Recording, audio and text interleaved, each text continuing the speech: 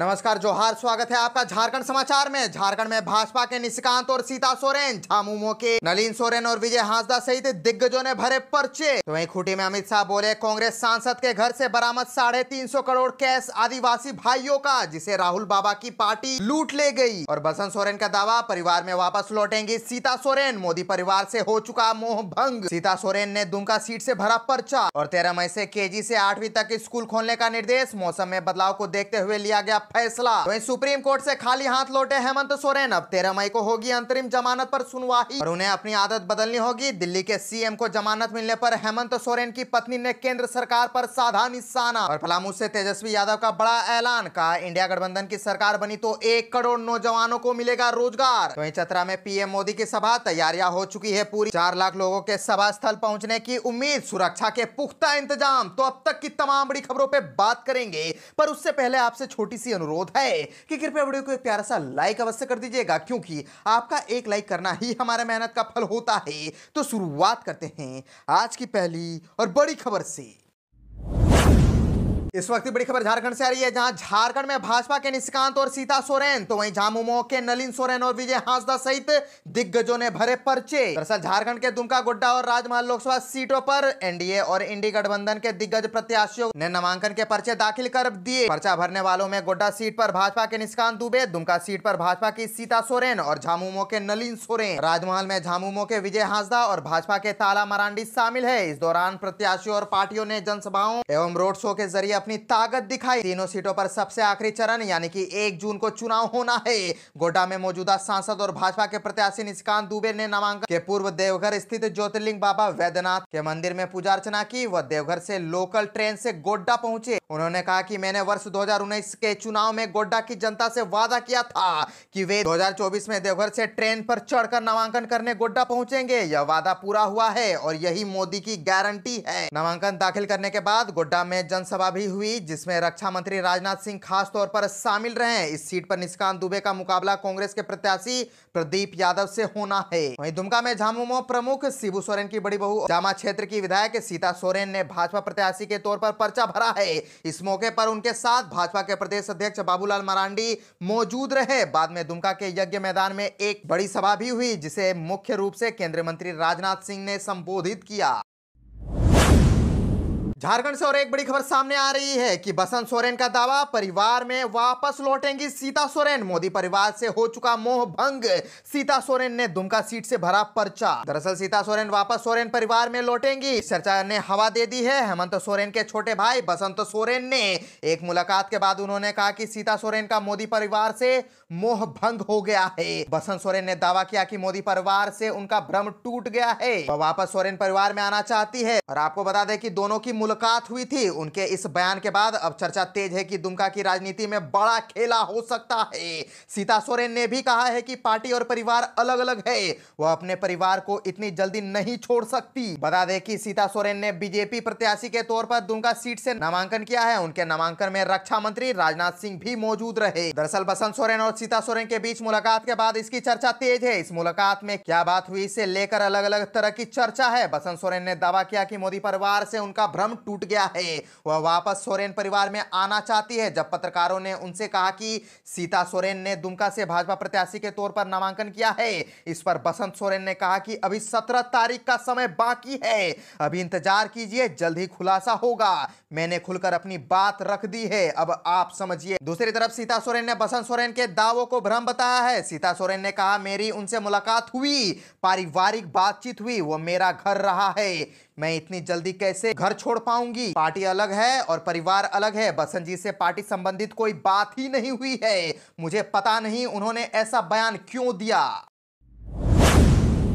खूंटी में अमित शाह बोले, कांग्रेस सांसद के घर से बरामद 350 करोड़ केस आदिवासी भाइयों का है, जिसे राहुल बाबा की पार्टी लूट ले गई। दरअसल झारखंड में 13 मई को पहले चरण के 4 सीटों पर मतदान होना है। इसे लेकर बीजेपी ने पूरी ताकत झोंक दी है। केंद्रीय गृह मंत्री अमित शाह ने खूंटी और रक्षा मंत्री राजनाथ सिंह ने दुमका में जनसभा किया। इस दौरान दोनों ने इंडी गठबंधन के नेताओं पर जमकर निशाना साधा। अमित शाह ने खूंटी में जनसभा को संबोधित करते हुए मोदी सरकार के कामकाज गिनाए, साथ ही कांग्रेस सरकार और मौजूदा झारखंड सरकार सरकार को जमकर कोसा। उन्होंने कहा कि कुछ दिन पहले कांग्रेस सांसद के घर से 350 करोड़ रुपए केस पकड़ा गया। ये सारा पैसा आपका है, मेरे आदिवासी भाइयों का, जो राहुल बाबा की पार्टी लूट ले गई। अपने संबोधन में अमित शाह ने कहा कि इसी भूमि से भगवान बिरसा मुंडा ने भारत के से अंग्रेजों को निकालने का आंदोलन सबसे पहले शुरू किया था।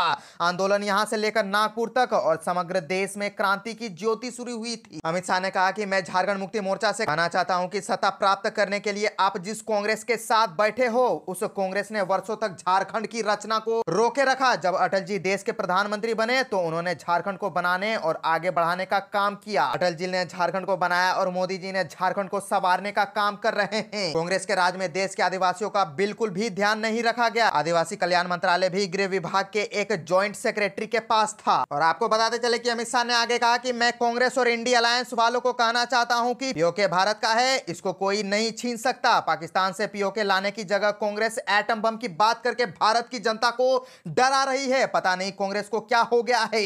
भाजपा का स्टैंड क्लियर है कि पीओके की एक एक इंच भूमि भारत की है और भारत में ही रहनी चाहिए।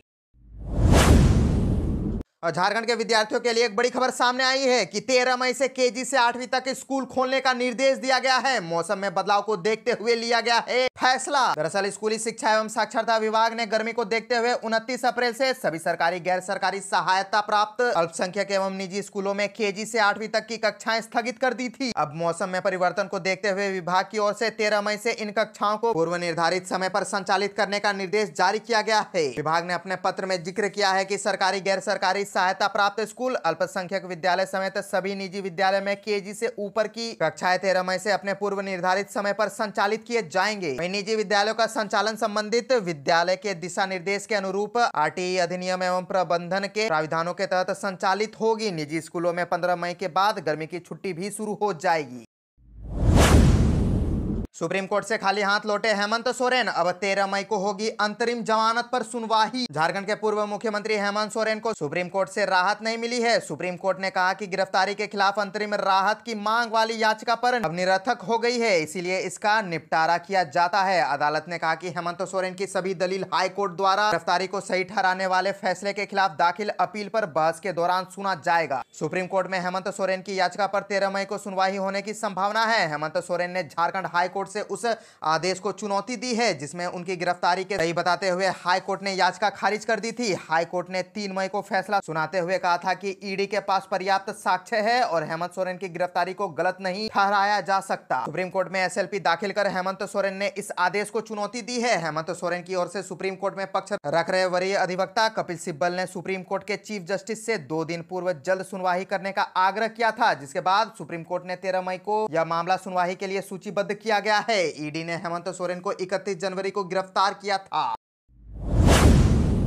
और एक बड़ी खबर झारखंड के पलामू से आ रही है, जहां पलामू में तेजस्वी यादव का बड़ा ऐलान। कहा इंडिया गठबंधन की सरकार बनी तो 1 करोड़ नौजवानों को रोजगार मिलेगा। दरअसल लोकसभा चुनाव के चौथे चरण में पलामू लोकसभा में होने वाले चुनाव के लिए प्रचार करने आए आरजेडी नेता तेजस्वी यादव ने केंद्र सरकार पर जमकर निशाना साधा। उन्होंने केंद्र सरकार की आलोचना करते हुए कहा कि पिछले 10 वर्षों तक मोदी सरकार में कोई विकास का कार्य नहीं हुआ। तेजस्वी यादव ने केंद्र की बीजेपी सरकार के ऊपर हमला बोलते हुए कहा कि आज देश में नफरत का माहौल बनाया जा रहा है। आज बीजेपी सिर्फ हिंदू मुस्लिम की बात कर लोगों के बीच नफरत फैलाने का काम कर रही है। उन्होंने कहा कि यह चुनाव कई मामलों में खास है। आज देश की संविधान खतरे में है क्योंकि इसे बदलने की तैयारी की जा रही है। तेजस्वी यादव ने कहा कि नरेंद्र मोदी युवाओं को 2 करोड़ नौकरियां और प्रत्येक नागरिक को 15 लाख खाता में भेजने का वादा अधूरा है, लेकिन अगर देश में हमारी सरकार बनी तो युवाओं को रोजगार और महिलाओं को 1 लाख रुपए प्रति वर्ष दिया जाएगा। उन्होंने कहा कि 10 किलो अनाज देने का काम किया जाएगा। इस दौरान वीआईपी प्रमुख मुकेश सहनी ने भी इस चुनाव की तुलना आजादी की लड़ाई से की। कहा कि अब केंद्र से मोदी सरकार को बदलने की जरूरत है। उटारी रोड में गांधी हाई स्कूल के मैदान में आयोजित चुनाव सभा को संबोधित करते हुए बिहार के पूर्व उप मुख्यमंत्री सह नेता प्रतिपक्ष तेजस्वी यादव ने कहा कि केंद्र में इंडिया गठबंधन की सरकार बनी तो 1 करोड़ युवाओं को नौकरी दी जाएगी। उन्होंने भाजपा पर निशाना साधते हुए कहा कि अगर झूठ बोलने में नोबेल पुरस्कार दिया जाएगा तो उसमें मोदी जी का नाम सबसे ऊपर रहेगा। उन्होंने कहा कि आज इतना झूठ बोलने वाला कोई व्यक्ति नहीं है। भाजपा को उन्होंने बड़का झूठ पार्टी बताया। नेता प्रतिपक्ष तेजस्वी यादव ने कहा कि भाजपा तानाशाही कर इंडिया गठबंधन के नेताओं को जेल भेज रही है। मंदिर मस्जिद इस्लाम व सनातन के नाम पर लोगों को उलझा कर रखी है।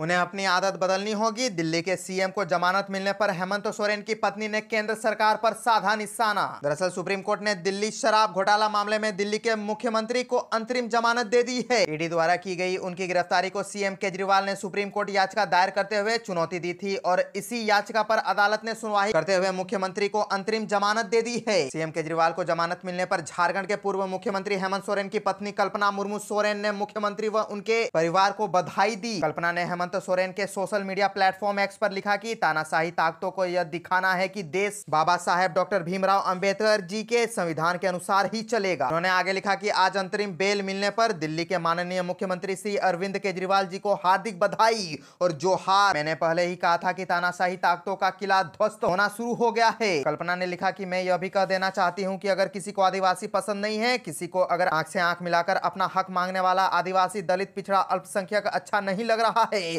तो उन्हें अपनी आदत बदलनी होगी। झारखंड झुकेगा नहीं, इंडिया रुकेगा नहीं, लड़ेंगे और जीतेंगे। जय झारखंड।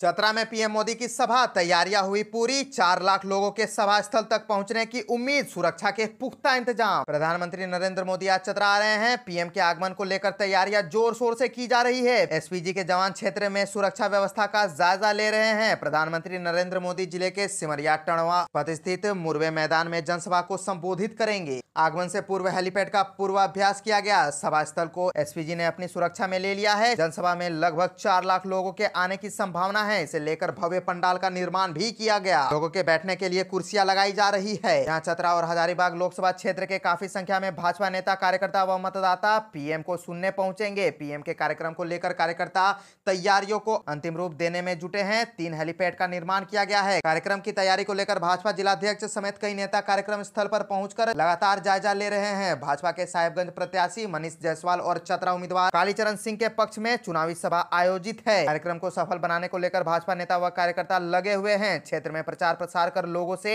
जनसभा में शामिल होने की अपील की जा रही है।